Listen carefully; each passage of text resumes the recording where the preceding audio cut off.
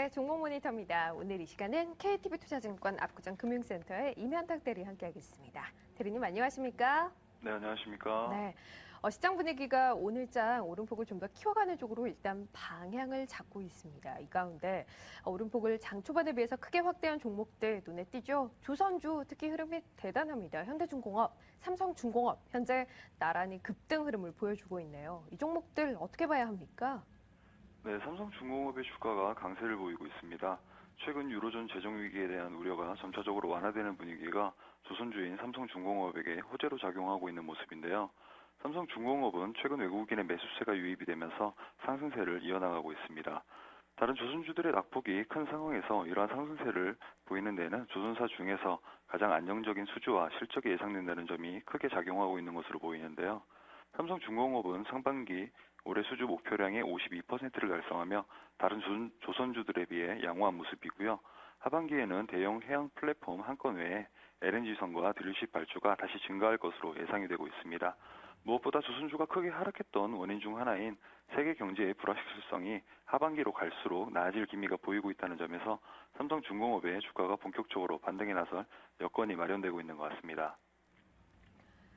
반면에 수급 상황 좋지 않은 가운데 어제여 오늘도 하락하는 종목이 있습니다. KT, 외국인이 오늘도 많이 팔고 있어요. KT 흐름 어떻게 보세요? 네, KT의 주가가 개인정보 유출의 여파로 인해서 외국인의 매도세에 이틀 연속 약세를 이어나가고 있습니다.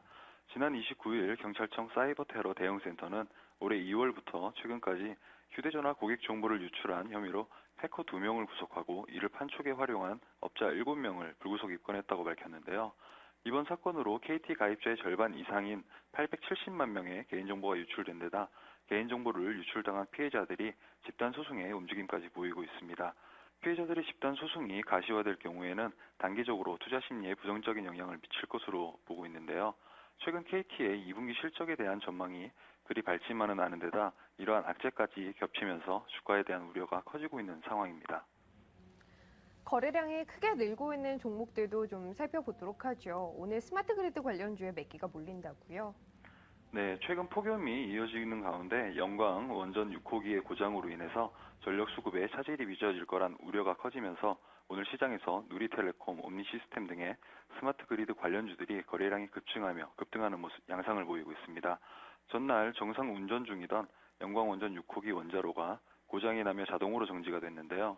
현재 휴가철로 전력 수요량이 줄어든 데다 또 다른 원전인 월성 1호기가 재가동에 돌입하는 등 지금 당장의 전력 수급에는 큰 차질을 빚지는 않을 전망입니다. 그렇지만 폭염이 지속되면서 가동 중단이 길어질 경우에는 전력난에 대한 우려가 커질 수밖에 없는 상황이어서 오늘 시장에서 스마트 그리드 관련주들이 급등하는 모습을 나타내고 있습니다. 마지막으로 차트 관심주 하나 살펴보겠습니다. 오늘 어떤 종목의 흐름에 주목하고 계십니까? 네, 오늘 차트 관심주는 인터플렉스 준비했습니다.